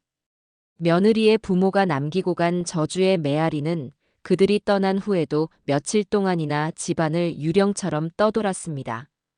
제 아들 지철이는 스스로를 유폐했습니다. 방문을 걸어 잠근 채 그는 어두운 동굴 속에서 상처 입은 짐승처럼 홀로 자신의 고통을 곱씹고 있었죠. 저는 그런 아들을 억지로 세상 밖으로 끄집어내려 하지 않았습니다. 지금 아들에게 필요한 것은 자신의 어리석었던 과거와 송두리째 부정당한 사랑을 온전히 마주하고 그 잿더미 속에서 스스로 일어설 힘을 기르는 것이었으니까요. 그 고통의 시간은 누구도 대신해 줄 수 없는 오롯이 아들 자신의 몫이었습니다. 저는 그저 묵묵히 하루 3번 아들의 방문 앞에 정성껏 차린 밥상을 넣어주고 그가 남긴 빈 그릇을 말없이 치우는 것 말고는 아무것도 하지 않았습니다. 그것이 제가 해줄 수 있는 유일한 그리고 최선의 위로였습니다. 사건이 검찰로 넘어가고 본격적인 법의 수레바퀴가 구르기 시작할 무렵이었습니다. 어느 날 오후 모르는 번호로 전화 한 통이 걸려왔습니다. 또 며느리의 부모가 보내는 협박일까 싶어 받지 않으려다 왠지 모를 불길한 예감에 통화 버튼을 눌렀죠. 수화기 너머에서는 한 번도 들어본 적 없는 차분하고 지적인 남자의 목소리가 흘러나왔습니다. 김성숙 여사님 되십니까? 저는 오민정 씨의 변호를 맡게 된 법무법인 정인의 박진우 변호사라고 합니다. 그 이름을 듣는 순간 제 피 속에서 잠자고 있던 모든 전투 의지가 다시금 깨어나는 기분이었습니다. 재판이 시작되기도 전에 적의 선봉장이 먼저 제게 창을 겨누은 것이었죠. 그런데요. 내게 무슨 볼일이라도 있으신지. 할 말 있으면 법정에서 하시면 될 텐데요. 물론 그렇게 되겠지요. 하지만 그 전에 여사님과 아드님께 저희 의뢰인의 진심을 전하고 오해를 풀고 싶은 부분이 있어 이렇게 연락을 드렸습니다. 저희 의뢰인은 지금 구치소에서 매일 눈물로 밤을 지새우며 자신의 과오를 깊이 뉘우치고 있습니다. 어떻게든 피해를 복구하고 여사님과 아드님께 용서를 구하고 싶어 합니다. 부디 저희에게 그 기회를 한번 주셨으면 합니다. 괜찮으시다면 내일이라도 저희 사무실에서 됐습니다. 저는 변호사의 감정에 호소하는 위선을 차갑게 끊어버렸습니다. 우리는 당신들과 만날 이유도 당신들의 거짓된 사과를 들을 이유도 없습니다. 모든 것은 법정에서 증거와 법률에 따라 가리면 될 일입니다. 여사님, 잠시만 제 말씀을 들어보십시오. 물론 여사님의 심정이 어떠실지 충분히 이해합니다. 하지만 이대로 재판까지 가게 되면 이 사건은 지금보다 훨씬 더 커지고 걷잡을 수 없이 복잡해질 겁니다. 언론은 연일 자극적인 기사를 쏟아낼 것이고 그 과정에서 아드님이신 최지철 씨께서도 굉장히 곤란한 입장에 처하게 될 수 있습니다. 세상 사람들은 최지철 씨를 아내의 범죄를 방조한 무능한 남편, 혹은 아내가 저지른 범죄의 이익을 함께 누린 공범으로 볼 수도 있습니다. 한 사람의 사회적 생명이 끝장날 수도 있는 일입니다. 저희는 그런 최악의 상황을 원치 않습니다. 적절한 수준의 금전적 보상과 진심 어린 사과를 통해 양측의 피해를 최소화하는 방향으로 원만하게 합의를. 그 교활한 혓바닥에서 나오는 말들은 하나같이 제 아들의 명예를 볼모로 잡은 비열한 협박이었습니다. 저는 그 위선적인 말들에 더 이상 참지 못하고 실소를 터뜨렸습니다. 변호사라는 분이 상황 파악이 그렇게 안 되십니까? 아니면 알면서도 모르는 척 저를 바보로 취급하시는 겁니까? 내 아들 지철이는 당신들 의뢰인의 첫 번째 피해자입니다. 지난 몇 년간 아내의 거짓말에 속아 자신의 영혼까지 착취당한 가장 큰 피해자라고요. 그런데 이제 와서 더러운 돈 몇 푼으로 그 상처를 덮고 내 아들에게 가해자의 오명까지 뒤집어 씌우려 하시다니. 당신 변호사 맞습니까? 혹시 사기꾼 아니신가요? 여사님. 말씀이 지나치십니다. 지나친 것은 당신들의 그 뻔뻔하고 역겨운 합의 제안이겠지요. 똑똑히 들으세요. 우리는 당신들이 제시하는 더러운 합의금 따위에 내 아들의 명예와 내 남은 인생의 자존심을 팔 생각이 추호도 없습니다. 그러니 그 가짜는 협박과 회유는 집어치우시고 재판 준비나 열심히 하시는 게 어떨까 싶네요. 당신들의 의뢰인이 단 하루라도 더 차가운 감옥에서 썩게 해주는 것이 내 아들의 명예를 지키고 수많은 피해자들의 눈물을 닦아주는 유일한 길일 테니까요. 다시는 이런 쓰레기 같은 일로 내게 전화하지 마십시오. 저는 제 평생의 분노를 담아 소리치고는 변호사의 대답을 듣지도 않고 전화를 끊어버렸습니다. 그날 저녁, 저는 굳게 닫힌 아들의 방문을 두드렸습니다. 지철아. 나다. 잠깐 이야기 좀 하자. 한참 만에 문이 열리고 며칠 사이에 해골처럼 앙상해진 아들이 모습을 드러냈습니다. 하지만 그 눈빛만은 예전의 공허함 대신 차갑고도 단단한 무언가가 얼어붙은 강물처럼 자리 잡고 있었습니다. 저는 아들을 식탁에 앉히고 조금 전 변호사와의 통화 내용을 한 글자도 빠짐없이 모두 들려주었습니다. 제 이야기가 끝나자 아들은 한참 동안 말이 없었습니다. 그는 굳게 다문 입술로 허공의 한 점을 응시하고 있었죠. 그리고 마침내 결심한 듯 고개를 들어 제 눈을 똑바로 쳐다보며 말했습니다. 엄마, 저 이혼하겠습니다. 드디어 아들의 입에서 제가 기다리고 또 기다리던 말이 나왔습니다. 그래. 잘 생각했다, 아들아. 그리고 민정이에 대한 모든 것을 법정에서 제 손으로 직접 증언할 겁니다.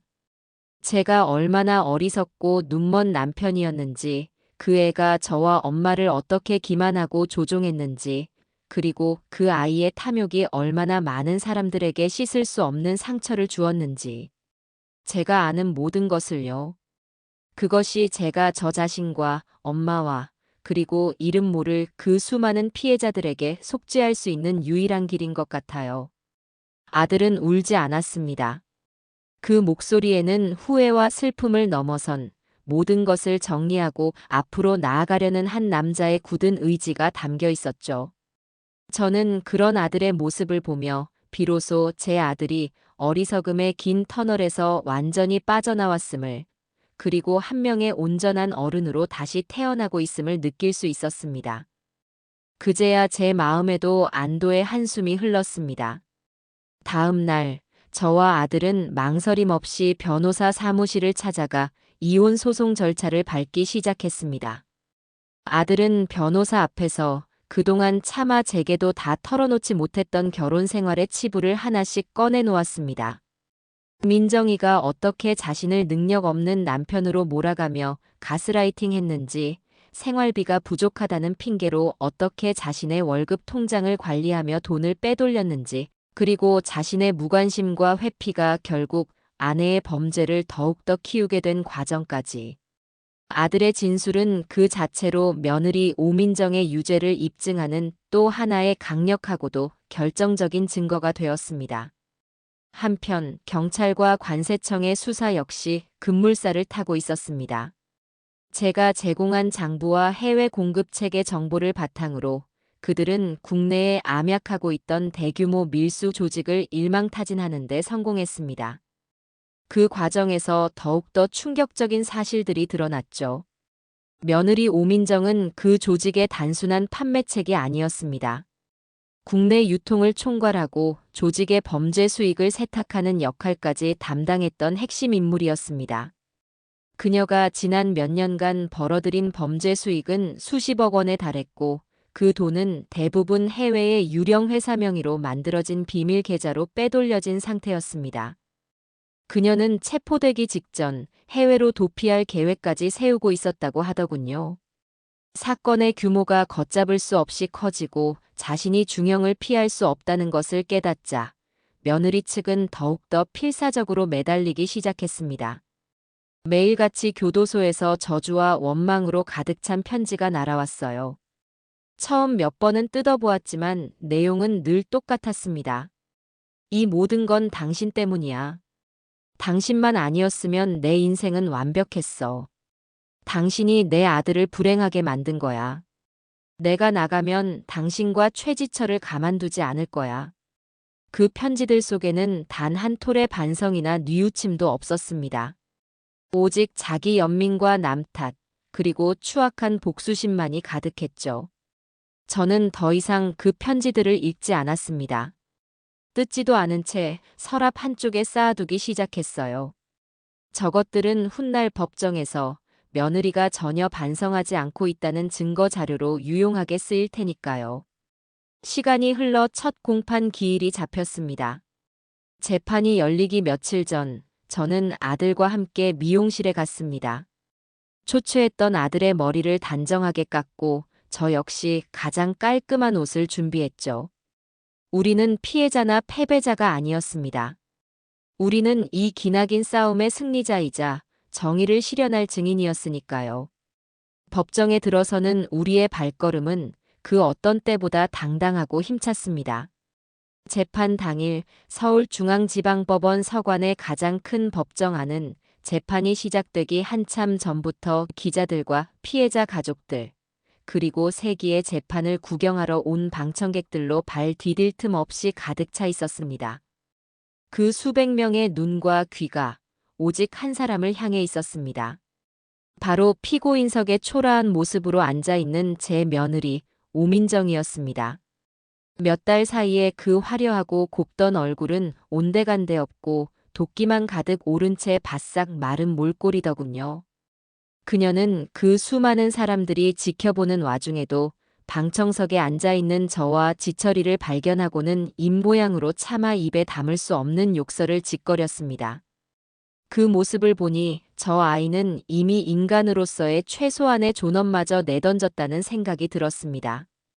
재판장이 입정하고 모든 이가 기립한 뒤 드디어 재판이 시작되었습니다. 검사가 자리에서 일어나 추상 같은 목소리로 피고인의 범죄 사실을 하나하나 막힘없이 읊어내려갔습니다. 수백 명의 피해자를 상대로 벌인 상습적인 사기 행각, 수십억 원대에 이르는 범죄 수익, 해외 범죄 조직과 연계한 대규모 밀수, 명백한 상표법 위반, 그리고 그 범죄 수익을 숨기기 위한 자금 세탁과 은닉 혐의까지. 그녀의 죄목은 제가 알고 있던 것보다 훨씬 더 많고 무거웠습니다. 법정 안은 검사의 목소리가 한 단락씩 끝날 때마다 경악과 탄식으로 술렁였습니다. 그리고 마침내 제가 증인석에 서는 시간이 되었습니다.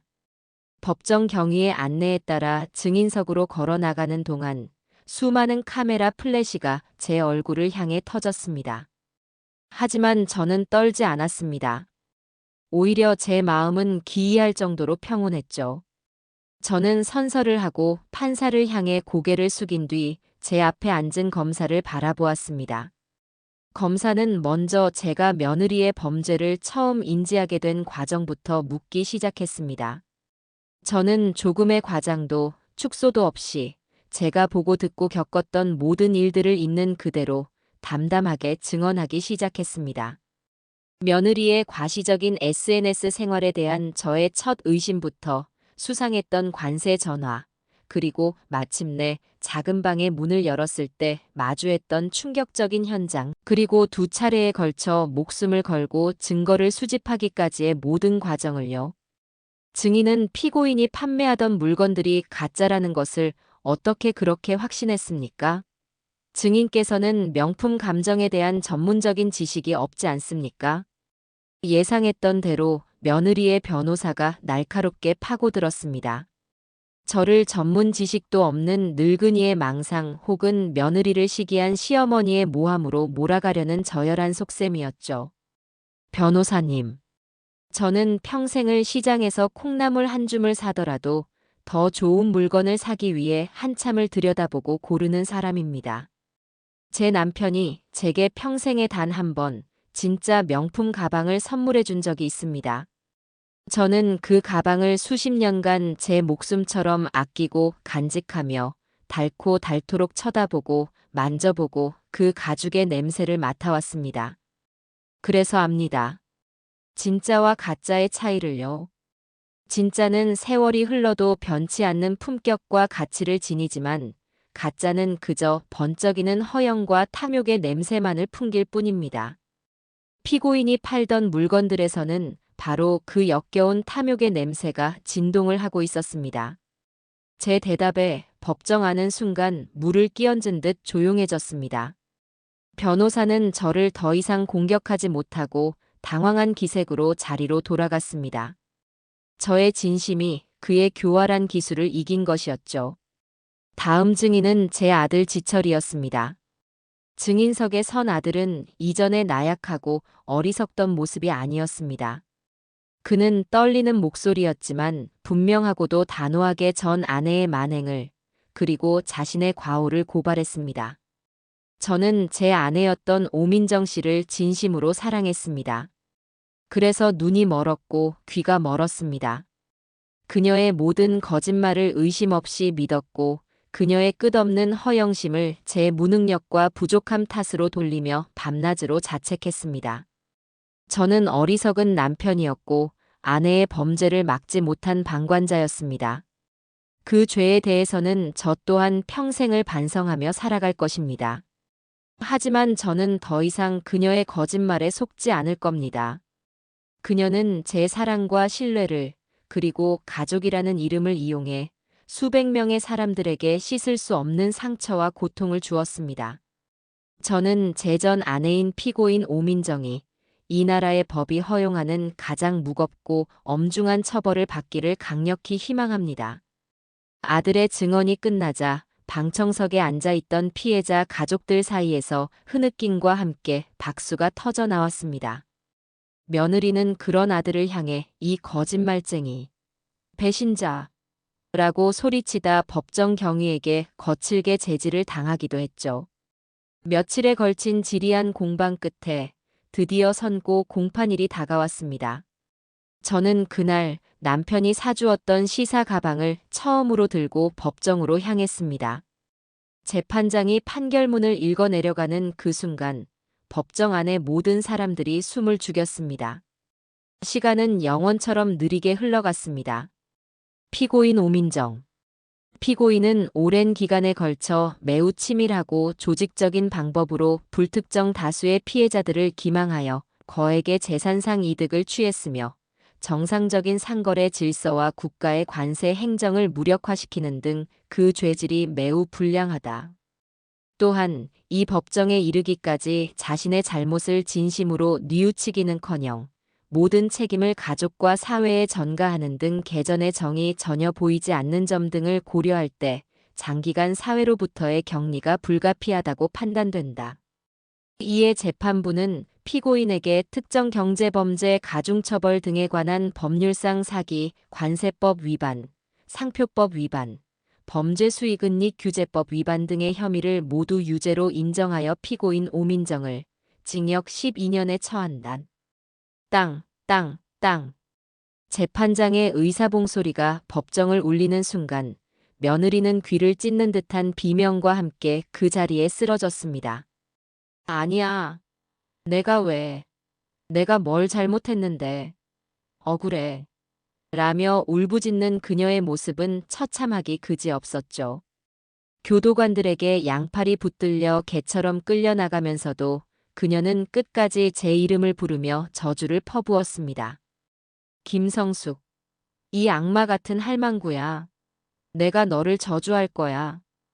저는 그 모습을 아무런 감정 없이 그저 텅 빈 눈으로 바라볼 뿐이었습니다. 재판이 끝나고 법정을 나오는 길, 수많은 기자들이 저와 아들에게 몰려들었습니다. 하지만 저희는 아무런 대답도 하지 않고 묵묵히 그곳을 빠져나왔습니다. 차를 타고 집으로 돌아오는 내내 저와 아들 사이에는 아무런 대화도 없었습니다. 하지만 저희는 알고 있었죠. 길고 길었던 그리고 지독했던 전쟁이 드디어 끝났다는 것을요. 그날 저녁 저는 아들에게 말했습니다. 지쳐라, 우리 그 집, 이제 정리하자. 아들은 아무 말 없이 고개를 끄덕였습니다. 그 집은 더 이상 우리 가족의 보금자리가 아니었습니다.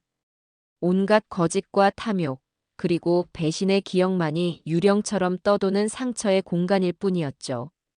며칠 뒤 저희는 이삿짐 센터를 불러 그 집의 모든 짐을 빼내기 시작했습니다.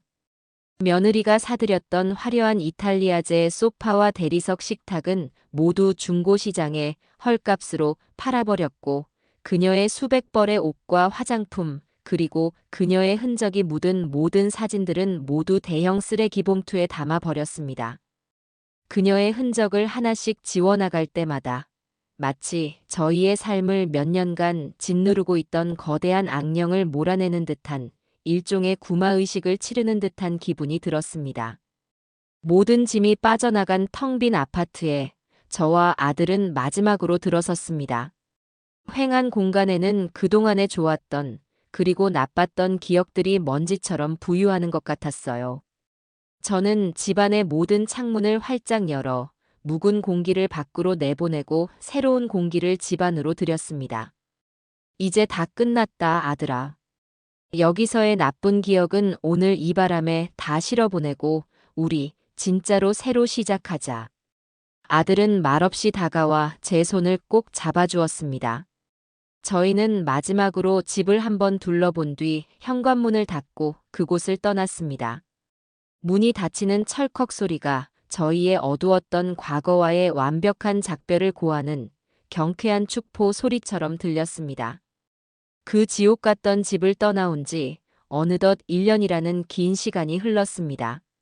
저희 모자는 예전보다 훨씬 작고 낡았지만 햇볕이 잘 드는 아담한 연립주택으로 이사했습니다. 비싼 대리석 바닥도 화려한 샹들리에도 없었지만 그 누구도 불평하지 않았습니다. 오히려 집안 구석구석에는 예전에는 결코 느낄 수 없었던 사람 사는 온기와 평온한 공기가 감돌았죠. 거짓과 허영으로 가득 찼던 거대한 세장을 떠나 비로소 진정한 우리들의 보금자리를 찾은 기분이었습니다. 지난 1년 동안 저희 모자에게는 참으로 많은 변화가 있었습니다. 아들 지철이는 다시 회사에 복직하여 예전보다 더 성실하게 일했습니다. 예전처럼 과묵하고 우직한 모습으로 돌아갔지만 이전과는 분명히 다른 점이 있었어요. 아들은 더 이상 세상 물정 모르는 어수룩한 청년이 아니었습니다. 사람을 대할 때 한 번 더 생각하고 신중해졌으며 자신의 감정과 의견을 솔직하고 현명하게 표현할 줄도 알게 되었죠. 그리고 무엇보다 더 이상 제게 철없는 아들이 아닌 삶의 무게를 함께 짊어지고 나아가는 든든한 가장이자 때로는 다정한 친구 같은 존재가 되어 주었습니다. 주말이면 저와 함께 재래시장에 가서 장을 보고 집안이 허전할까봐 작은 다육 화초들을 사와 베란다를 아기자기하게 꾸미기도 했습니다. 물론 그 깊은 상처가 하루아침에 완전히 아문 것은 아니었습니다. 아들은 가끔 깊은 밤에 잠을 설치거나 창밖을 보며 깊은 생각에 잠겨 있을 때가 있었어요. 그럴 때면 저는 아무것도 묻지 않고 그저 따뜻한 대추차 한 잔을 정성껏 끓여 아들의 손에 쥐어주곤 했습니다. 시간만이 유일한 약이라는 것을, 그리고 그 상처가 덧나지 않도록 묵묵히 곁을 지키며 함께 그 시간을 견뎌주는 것이 진짜 가족이라는 것을 저희는 이제 서로의 눈빛만으로도 알고 있었으니까요. 저 역시 많은 것이 변했습니다. 한때는 세상을 등지고 싶을 만큼 사람에 대한 깊은 혐오와 배신감에 시달렸지만 저는 그 부정적인 감정들에 저 자신을 내어주지 않기로 결심했습니다. 대신 동네 복지관에 나가 봉사활동을 시작했어요.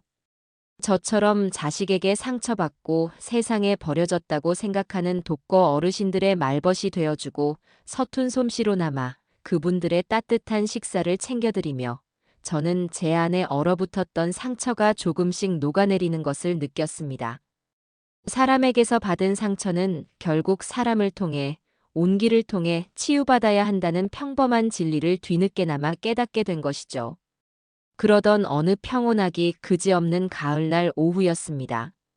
복지관 봉사를 마치고 집으로 돌아오는 길에 우편함을 열어본 저는 낯익은 교도소의 소인이 찍힌 편지 한 통을 발견했습니다. 며느리 오민정에게서 온 편지였죠. 재판이 끝난 후 한동안 잠잠하다 싶더니 또다시 저주와 원망을 담아보낸 모양이었습니다.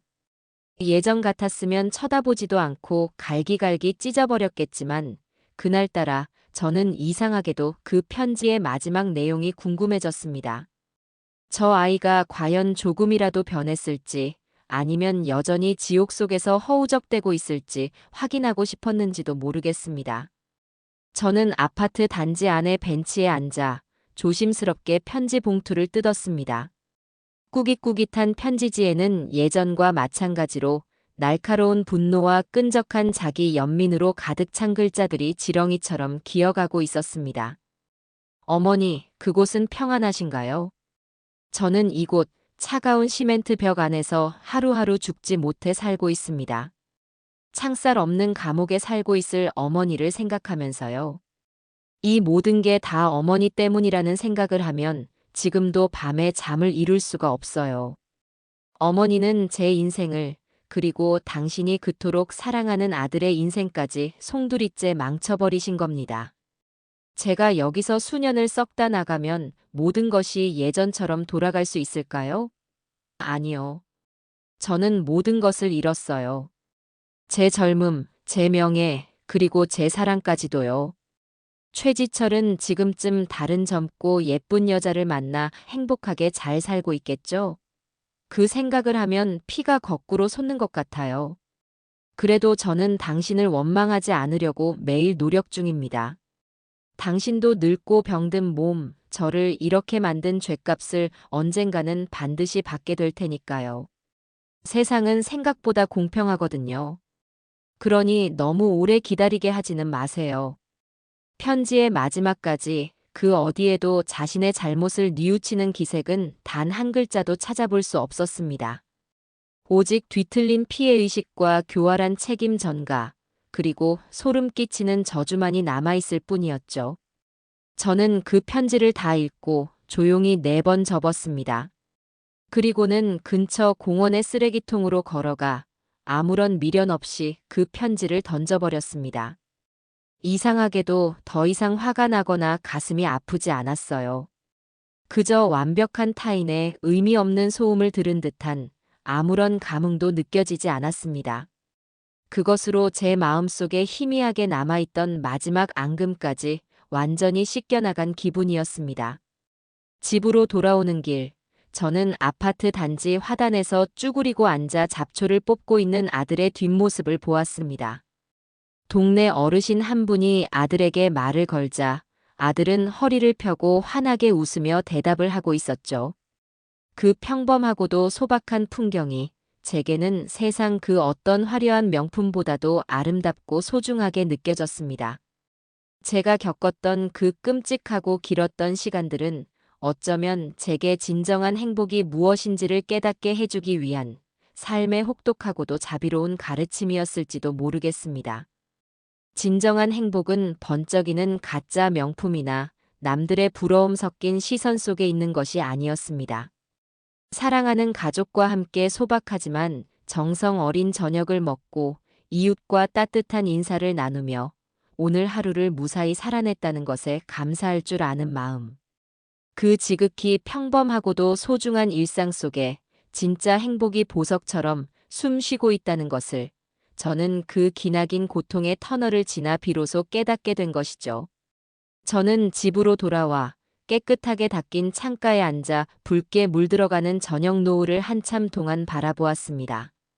잠시 후 일을 마치고 돌아온 아들이 제 옆에 조용히 앉았습니다. 엄마, 뭐해? 노을이 예쁘네. 그러게 말이다. 하늘이 참 예쁘구나. 오늘 하루도 이렇게 가는구나. 오늘 저녁은 내가 맛있는 거 해줄게. 엄마 좋아하는 얼큰한 김치찌개 어때? 좋지. 두부도 넉넉히 넣고 돼지고기도 듬뿍 넣어서 끓여다오. 저와 아들은 마주보며 조용히 웃었습니다. 더 이상 우리의 대화에는 그늘이 없었고 우리의 미소에는 거짓이 없었어요. 더 이상 우리에게 폭풍은 없었죠. 길고 길었던 전쟁은 끝났고 우리는 마침내 상처를 보듬고 서로를 지켜주는 진짜 가족이 되었어요. 창밖으로 불어오는 시원하고도 상쾌한 가을바람이 우리의 고요하고도 평화로운 새로운 시작을 축복해주는 것만 같습니다.